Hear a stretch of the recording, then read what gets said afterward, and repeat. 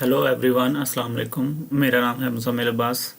अच्छा जी, हम आपके जेएसटी की तैयारी में लगे हुए थे और जेएसटी के लिए हमारा ये तकरीबन आखिरी 2 लेक्चर्स हैं और हमारे टॉपिक्स जो हैं उनमें एक आईसीटी इन क्लासरूम्स का टॉपिक है और एक हमारा प्रोजेक्ट बेस्ड लर्निंग का टॉपिक है। फॉर्चुनेटली मैं समझता हूँ कि उसने बेहतर किया कि इन दोनों टॉपिक्स को एंड पे रखा है, क्योंकि ये थोड़े से बोरिंग और ड्राई लेक्चर्स हैं, लेकिन ये वो सारी चीज़ें हैं जो आप अपनी डेली लाइफ के अंदर इनको ल्यूरेज करते हैं, इनसे फ़ायदा उठाते हैं।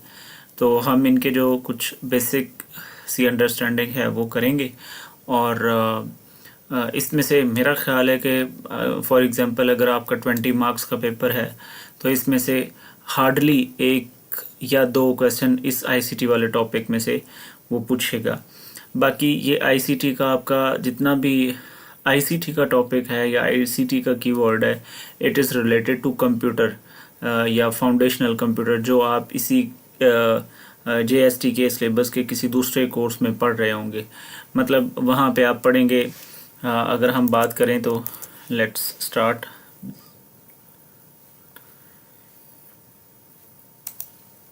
इन लेक्चर्स पे हमने अपना ज़्यादा टाइम भी नहीं लगाना, तो एक एंड पे मैं एक मुकम्मल लेक्चर भी, रिविजनल लेक्चर भी रखूँगा जिसमें मैं आपको बताने वाला हूँ कि हमने कौन कौन से टॉपिक्स को, कौन कौन सी चीज़ें जो हैं उनको ज़्यादा तवज्जो देनी है। ओके, तो यहाँ पे जनाब आपका इसमें आईसीटी है। आईसीटी का जो एक्रोनिम है ना भाई, सबसे पहले तो आप लोगों ने ये याद रखना है। आईसीटी का मतलब होता है information and communication technology. Information and communication technology, एक तो आप लोगों ने ये लाजमी एक्रोनिम याद रखना है। ये पेपर पॉइंट ऑफ व्यू से ज़्यादा इम्पोर्टेंट है। डायरेक्टली वो इसका एक्रोनिम आपसे पूछ सकता है और वो पहले पूछता भी रहता है, ठीक है। तो एक तो आप डायरेक्टली इसका जो आईसीटी का एक्रोनिम है वो याद रखेंगे। अच्छा, इसके बाद आईसीटी इन क्लासरूम्स, इसमें हम पढ़ेंगे कि हम इंफॉर्मेशन कम्युनिकेशन टेक्नोलॉजी से क्या मुराद है। देखिए, टेक्नोलॉजी क्या होती है। Technology is a scientific use of things, scientific use of machines कह लें, साइंटिफिक यूज़ ऑफ मशीन्स या साइंटिफिक यूज़ ऑफ टूल्स, ठीक है। मतलब जब हम साइंटिफिक यूज़ क्या होता है, scientific use is again something technical, कि मतलब आप किस स्किल को इस्तेमाल करके कौन सा काम कितनी जल्दी करते हैं, इसको हम साइंटिफिक कहते हैं, टेक्निकल कहते हैं। अब आईसीटी के अंदर मैंने पहले बताया कि एक तो आपने इसका एक्रोनिम पढ़ना है, सबसे इम्पोर्टेंट। दूसरा, आईसीटी के अंदर आती है इंफॉर्मेशन टेक्नोलॉजी। अब इंफॉर्मेशन टेक्नोलॉजी से मुराद होता है, अब मतलब अगर लेमैन वर्ड्स में लें, आम लैंग्वेज में लें, तो इसका मतलब होता है कंप्यूटर या फंडामेंटल्स ऑफ कंप्यूटर। अब ये मैंने आपका सिलेबस देखा है तो वहाँ पे आप किसी जगह पे पढ़ रहे हैं कंप्यूटर के बारे में भी, तो इसमें अगेन वही चीज़ें कि कंप्यूटर के पार्ट्स कौन कौन से हैं, ठीक है। उसमें से हार्डवेयर क्या चीज़ होती है, सॉफ्टवेयर क्या चीज़ होती है, और अब तो ये बहुत ही एडवांस्ड लेवल के हार्डवेयर आ चुके हैं। हमें जो जब हमारा सिलेबस होता था, मैट्रिक की या इंटर की बात करें, आज से 10-12 साल पहले, तो हमें पढ़ाया जाता था कि इनपुट डिवाइसेस कौन सी हैं, आउटपुट डिवाइसेस कौन सी हैं, और इसी तरह सीपीयू के पार्ट्स पढ़ा दिए जाते थे। लेकिन आजकल का जो वक्त है, आज तो हम एजेंटिक एआई पे पहुंच चुके हैं, तो हमें ये सारी चीज़ें भी आईसीटी में आती हैं। एजेंटिक एआई का इस्तेमाल या जनरेटिव प्रोग्रामिंग का इस्तेमाल, जीपीटीज़ का इस्तेमाल, ठीक है ना। ये टूल्स भी आईसीटी के अंदर ही आते हैं और हम इनको किस तरह से अपने क्लासरूम के अंदर इंटीग्रेट करते हैं। बेसिकली यहाँ पे जो सही कॉन्सेप्ट है वो इंटीग्रेशन है इनकी, कि हमने इन कॉन्सेप्ट्स को किस तरह से अपने क्लासरूम में इंटीग्रेट करना है। इंटीग्रेट का मतलब कि हमने किस तरह से इस्तेमाल करना है। तो ये आप सिंपल जिस तरह से अपनी डेली लाइफ में अब जीपीटी वगैरह का इस्तेमाल कर रहे हैं या अदर एआई टूल्स का इस्तेमाल कर रहे हैं, तो बिल्कुल वही यूज़ है। तो हम पहले पढ़ेंगे कि टूल्स कौन कौन से हैं और 21st सेंचुरी की जो पेडागोजी है वो किस तरह से इवॉल्व हो रही है।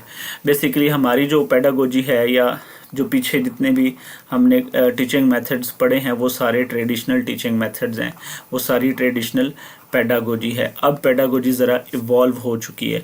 अब पेडागोजी जो है वो यूज़ ऑफ इंटरनेट है, मतलब इंटरनेट ऑफ थिंग्स, जैसे आप लोगों ने पढ़ा है ना, internet of things, IoT tools को इस्तेमाल करके हम बच्चों को पढ़ा रहे हैं। तो इसका भी जैसे एक एंड्रागोजी होती है अडल्ट को पढ़ाना, इसी तरह टेक्निकल जो टर्म्स में पेडागोजी है उसका भी एक नाम रखा हुआ है। लेट मी सर्च इसको क्या बोलते हैं, ये भी बड़ा इंपॉर्टेंट है।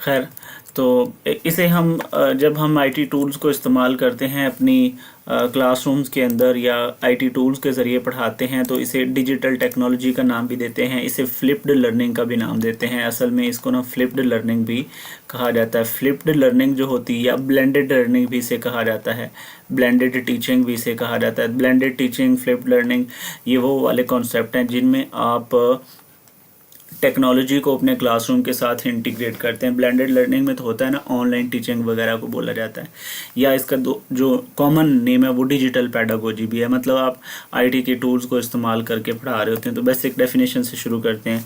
सबसे पहला सवाल तो ये है कि आईटी इंटीग्रेशन से क्या मुराद है। आईटी इंटीग्रेशन आपने पढ़ना है। आईटी इंटीग्रेशन में क्या है कि आपने टेक्नोलॉजी के रिसोर्सेज जो हैं उनको अपने क्लासरूम्स के अंदर किस तरह से इस्तेमाल करना है। It is very simplest definition. जैसे आईटी टेक्नोलॉजी के रिसोर्सेज, टेक रिसोर्सेज कौन कौन से हैं, आपका कंप्यूटर है, मोबाइल डिवाइसेस हैं, सॉफ्टवेयर हैं। सॉफ्टवेयर से मुराद जैसे चैट जीपीटी एक सॉफ्टवेयर है, जैसे जेमिनी एक सॉफ्टवेयर है, इसी तरह और मैथ के काफ़ी सारे टूल हैं या इंसाइक्लोपीडियाज़ हैं। इन टूल्स को किस तरह से आप क्लास के अंदर इंटीग्रेट करते हैं, इसको हम आईटी इंटीग्रेशन बोलते हैं। In daily classroom practices and in the management of school.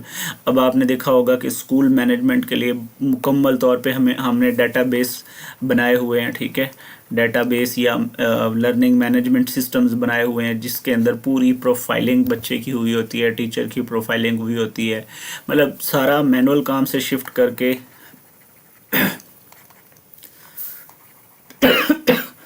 Manual से सारा शिफ्ट होकर ऑटोमेटेड पर आ चुका हुआ है। तो इसको हम इंटीग्रेटेड क्लासरूम बोलते हैं। इसके नीचे एग्जांपल दी हुई है कि आप इंस्ट्रक्शन को सपोर्ट करने के लिए आप पावर पॉइंट वगैरह का इस्तेमाल करते हैं, आप रिसोर्सेज को या डाटा को या इंफॉर्मेशन को या नॉलेज को, टॉपिक को सर्च करने के लिए आप ऑनलाइन रिसर्च करते हैं। इसमें जैसे सबसे बड़ी एग्जांपल है आप गूगल स्कॉलर्स वगैरह इस्तेमाल करते हैं। और आजकल तो मोस्ट एडवांस्ड फॉर्म में हमारे पास जनरेटिव टूल्स आए हुए हैं जिनको हम जीपीटीज़ बोलते हैं, या नेचुरल लैंग्वेज प्रोसेसिंग मॉडल्स आए हुए हैं। ये एब्रीवेशंस भी याद रखने वाली है। जीपीटी से क्या मुराद है, एनएलपी से क्या मुराद है, नेचुरल लैंग्वेज प्रोसेसिंग मॉडल्स हैं। इनमें एग्जांपल वो पूछ लेता है कि मॉडर्न जो टूल्स हैं, आईटी टूल्स हैं जो एजुकेशन के अंदर इंटीग्रेटेड हैं, कौन कौन से हैं। तो आपने कुछ के नाम भी याद रखने हैं, जिनमें सबसे ज़्यादा हम चैट जीपीटी इस्तेमाल करते हैं, फिर हम जेमिनी वगैरह का इस्तेमाल करते हैं। तो ये अपने क्लासरूम में हम इस्तेमाल करते हैं। अब किस पर्पज़ के लिए इस्तेमाल करते हैं। अगला सवाल ये है कि हम किस पर्पज़ के लिए, या आईटी के हमें बेनिफिट्स क्या हैं, या आईटी को क्लासरूम के अंदर इस्तेमाल करने का पर्पज़ क्या है। जहाँ पे भी वाई की बात आती है तो इट मीन्स कि it is talking about purpose. अच्छा, एक तो मैं पीछे बात कर रहा था कि चैट जीपीटी या जेमिनी वगैरह हमारे क्या काम करते हैं। चलिए इनकी बात आ चुकी है तो इनकी बात कर लेते हैं। देखिए, आपने क्लासरूम के अंदर कोई मसलन टॉपिक है, टॉपिक को सर्च करना है, टॉपिक को एक्सप्लोर करना है, तो आप चैट जीपीटी का इस्तेमाल, जेमिनी का, एनएलपी का, जीपीटी का इस्तेमाल कर सकते हैं। कोई भी जीपीटी का मॉडल हो सकता है, वो ग्रॉक का जीपीटी हो सकता है, वो ओपन एआई का चैट जीपीटी हो सकता है, वो गूगल वालों का जेमिनी इस्तेमाल हो सकता है। अच्छा, ये भी याद रखना है कि आपका जो एग्जामिनर है वो ये भी आपसे पूछ सकता है कि जेमिनी किसका मॉडल है, किस कंपनी का है, ग्रॉक किस कंपनी का मॉडल है, चैट जीपीटी किस कंपनी का मॉडल है। तो आपको ये भी याद रखने हैं। इवन वो ये भी पूछ लेता है कि आजकल चैट जीपीटी का जो वर्जन चल रहा है, ये एग्ज़ाम्स में आ चुके हैं ये क्वेश्चन, इसलिए ये मोस्ट रियलिस्टिक हैं।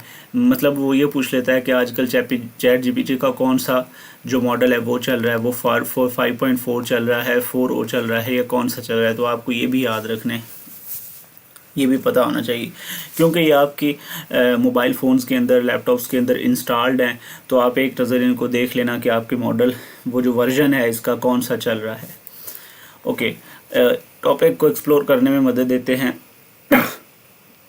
ये बहुत बुरा हो रहा है कुछ। अच्छा, इसके अलावा आप कि जो आपने अगर कोई इनसे लेसन प्लान्स तैयार करवाने हों, लेसन प्लान्स आपको इमीडिएटली तैयार करके दे देते हैं।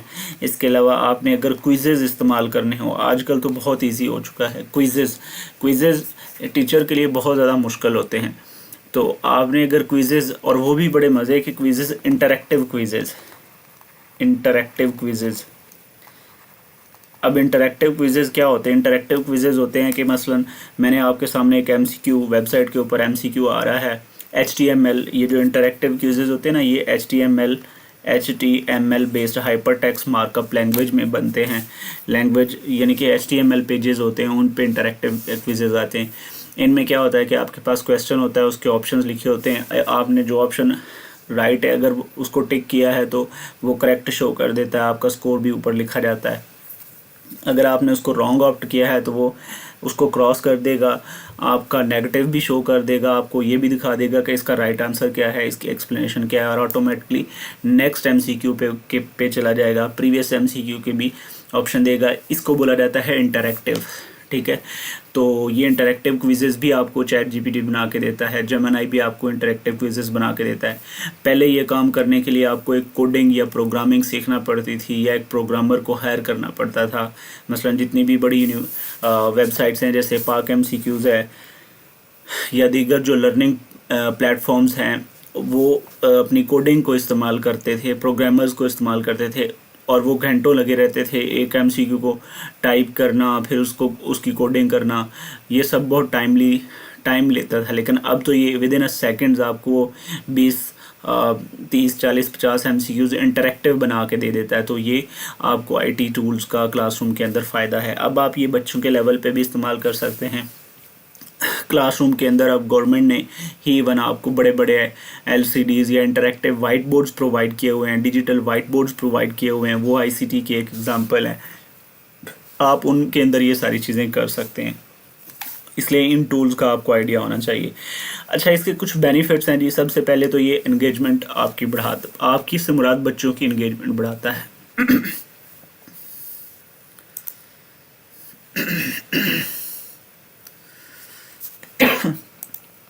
सबसे बड़ा एडवांटेज क्या है जनाब जी इन टूल्स का? ये आपकी इंगेजमेंट बढ़ाता है। इंगेजमेंट से क्या मुराद होता है?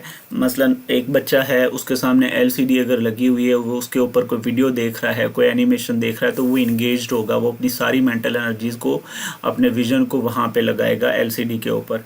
ठीक है, देखें, अगर आप टॉपिक पढ़ा रहे हैं, खाली आप पढ़ा रहे हैं, कोई विजुलाइजेशन नहीं, बच्चे को काम करना पड़ रहा है विजुलाइजेशन बनाने में, और अगर उसके सामने विजुलाइजेशन या इमेजेस आ रही हैं तो वो लर्निंग ज़्यादा इफ़ेक्टिव हो जाएगी, बजाय कि आप खाली सिर्फ उसको आवाज़ आपकी सुनाई दे रही है या वाइट बोर्ड के ऊपर आप अल्फाज लिख रहे हैं। इसके बजाय अगर कोई क्लासरूम के अंदर कोई LCD, कोई बड़ी स्क्रीन इस्तेमाल हो रही है, प्रोजेक्टर इस्तेमाल हो रहा है, उसके ऊपर इमेजेस हैं, उसके ऊपर एनिमेशन आ रही है, तो वो बच्चे के लिए ज़्यादा इफ़ेक्टिव रहेगा। देखें, और जब भी कोई आप डिजिटल टूल को या ICT टूल को इस्तेमाल करते हैं तो ये सारे लर्निंग स्टाइल्स को कैटर करता है। अब लर्निंग स्टाइल कितनी तरह के होते हैं? बेसिकली 4 तरह के लर्निंग स्टाइल हमने पढ़े थे, विजुअल, ऑडिटरी और उनमें से किनेस्थेटिक। ये 3 मोस्ट ज़्यादा इंपॉर्टेंट होते हैं, और एक रीड राइट। ये 4 हमने पढ़े थे। वैक मॉडल अगर आपको याद हो, जो सबसे पहला हमारा टॉपिक है, तो वहाँ पर ये चीज़ें बच्चों को दिखा भी रहा होता है, देखने वालों की नीड पूरी हो जाती है, बच्चे सुन रहे होते हैं, ऑडिटरी लर्नर की नीड पूरी होती है। किनेस्थेटिक लर्निंग, जब वो होता हुआ चीज़ों को देखते हैं तो किनेस्थेटिक लर्नर्स की भी नीड पूरी हो जाती है। ये कहा जाता है कि अगर आप एक चीज़ को अगर आप एक चीज़ सुनते हैं तो उसका आपको 10% याद रहता है, लेकिन आप अगर कोई चीज़ होती देखते हैं तो आपको उसका 90% होती देखते हैं और करते हैं, उसको लर्निंग बाय डूइंग करते हैं तो 90% तक का आपका रिटेंशन लेवल रहता है। एक तो लर्निंग की प्रोपोर्शन होता है ना, एक रिटेंशन लेवल भी होता है। रिटेंशन लेवल का मतलब होता है आपने जो चीज़ लर्न की है उसको अपनी मेमोरी के अंदर कितना स्टोर किया है, कितना रिटेन किया है। तो ये कहा जा सकता है फिर कि आईटी टूल्स की मदद से हमारा जो इंगेजमेंट लेवल है वो बढ़ जाता है। अच्छा, आपको दूसरा बड़ा फ़ायदा, रियल टाइम में आपको डाटा मिलता है। रियल टाइम में आपको आप दुनिया की किसी भी लाइब्रेरी में रिसर्च आउट कर सकते हैं। जैसे किड्स की लाइब्रेरीज बनी हुई हैं, किंडल है, किंडल बहुत बड़ी लाइब्रेरी है। इसके अलावा गूगल स्कॉलर बड़ों के लिए एक बहुत बड़ी लाइब्रेरी है, एनकार्टा इंसाइक्लोपीडिया है, और ब्रिटेनिका इंसाइक्लोपीडिया है, और सबसे बढ़कर तो यूट्यूब किड्स एक बहुत अच्छा रिसोर्स है। ये आप बड़ों के लिए यूट्यूब और छोटों के लिए यूट्यूब किड्स ये बहुत बड़े और बहुत अच्छे रिसोर्सेज हैं। इन रिसोर्सेज पे आप किसी भी वक्त किसी भी लम्हे जा सकते हैं। क्लासरूम में आप यूज़ कर रहे हैं आईटी, आपका एक बड़ी स्क्रीन लगी, एक प्रोजेक्टर लगा हुआ है, इंटरनेट लगा हुआ है, तो आप किसी भी रिसोर्स को any time you can access. आपने बुक रिसर्च करनी है, सर्च आउट करनी है, बुक से रेफरेंस लेना है, आपने किसी वेबसाइट से रेफरेंस लेना है, यूट्यूब से, तो आप ले सकते हैं। इट इज़ ऑब्वियस, और ये कोई मतलब पढ़ने वाली इतनी ज़्यादा इंपॉर्टेंट या मतलब देखने वाली चीज़ नहीं है। ये सारी चीज़ें आपको आइडिया होंगी कि ये फ़ायदा हो सकता है। उसके बाद आपने फ्यूचर प्लान करना है, आपने कोई लेसन प्लान बनाना है, कोई डिजिटल लिटरेसी की कैंपेन करनी है, तो उसमें आपको मदद कर सकता है। और सबसे बढ़कर एफिशिएंसी। एफिशिएंसी क्या चीज़ होती है? एफिशिएंसी का मतलब होता है मिनिमम आउटपुट के साथ मैक्सिमम, मिनिमम इनपुट के साथ मैक्सिमम आउटपुट हासिल करना। देखो, अगर आप सिंपल ट्रेडिशनल टीचिंग मेथड इस्तेमाल कर रहे हैं, आप सिर्फ खड़े होकर क्लासरूम पे वाइट बोर्ड पे पढ़ा रहे हैं और बोली जा रहे हैं, वो शायद इतना ज़्यादा एफिशिएंट नहीं रहेगा। एफिशिएंट से मुराद वो ज़्यादा इतने अच्छे रिजल्ट नहीं लाएगा जितना कि आप बच्चों को अगर कोई चीज़ होती दिखाएंगे या बच्चों से करके लर्निंग बाय डूइंग के ज़रिए, बच्चों से एक्सपेरिमेंट वगैरह के ज़रिए करके हासिल करेंगे, तो वो ज़्यादा इफेक्टिव रहेगा। उसके बाद कोलैबोरेशन बढ़ती है इनसे। ओके, तो ये जो थी ना हमारे पास, ये बेसिकली एक तो आईसीटी का इंट्रोडक्शन है कि आईसीटी का इस्तेमाल कहाँ पे किया जाता है, ये कैसे किया जा सकता है। ये आईटी इंटीग्रेशन का क्या मतलब है? आईटी इंटीग्रेशन का, इंटीग्रेट का मतलब होता है दो चीज़ों को मिला देना, किसी एक चीज़ को किसी दूसरी चीज़ में शामिल कर लेना। तो जब हम आईटी टूल्स को, डिजिटल टूल्स को, कंप्यूटर को, मोबाइल सर्विसेज को, स्क्रीन को, डिजिटल टूल को, प्रोजेक्टर को बीच में क्लासरूम लर्निंग के अंदर लेकर आते हैं, तो इसका मतलब है हमने क्लासरूम के अंदर आईटी को इंटीग्रेट कर दिया है, जैसे हम आईसीटी इंटीग्रेशन या आईटी इंटीग्रेशन कहते हैं। उसके बाद अब हम पढ़ेंगे कुछ हमारे जो ट्रेडिशनल आईसी टूल्स हैं। अच्छा, यहाँ पे ना एक आपने बात याद रखनी है, ICT as an instructional facility काम करता है। आईसीटी क्लासरूम में एक इंस्ट्रक्शनल फैसिलिटी के तौर पे काम करता है, ठीक है। इंस्ट्रक्शनल फील्ड फैसिलिटीज़ का जो बेसिक पर्पस होता है वो डिफरेंट लर्नर की नीड्स को कैटर करना होता है, डिफरेंट लर्निंग स्टाइल्स, ठीक है। ये मैं पहले भी बात कर चुका हूँ।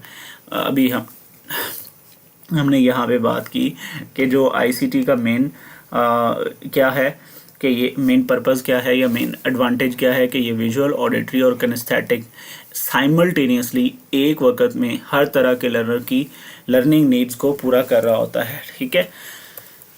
ओके, अब आईसीटी भी बजाते खुद क्या है, एक इंस्ट्रक्शनल फैसिलिटी है। इंस्ट्रक्शनल फैसिलिटी का मतलब क्या होता है? हर वो चीज़ जो इंस्ट्रक्शन में, पढ़ाने में आपकी मदद करती है उसको इंस्ट्रक्शनल फैसिलिटी कहा जाता है। मसलन आप अगर कोई चार्ट यूज़ कर रहे हैं, ठीक है, ये भी आईसीटी है, ये भी आईसीटी टूल है, ये भी इंस्ट्रक्शनल फैसिलिटी है।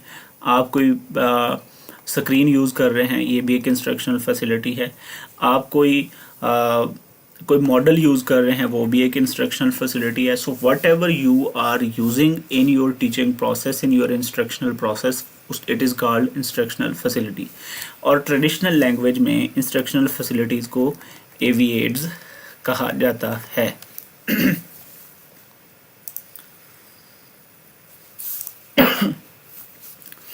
एवीएड्स कहा जाता है। अब जो AV एड्स है ना, इनको हम ना बेसिकली दो हिस्सों में डिवाइड करते हैं, या इंस्ट्रक्शनल फैसिलिटीज़ को दो हिस्सों में डिवाइड करते हैं। एक होती हैं ऑडियो इंस्ट्रक्शनल फैसिलिटीज़ और एक होती हैं वीडियो या विजुअल इंस्ट्रक्शनल फैसिलिटीज़।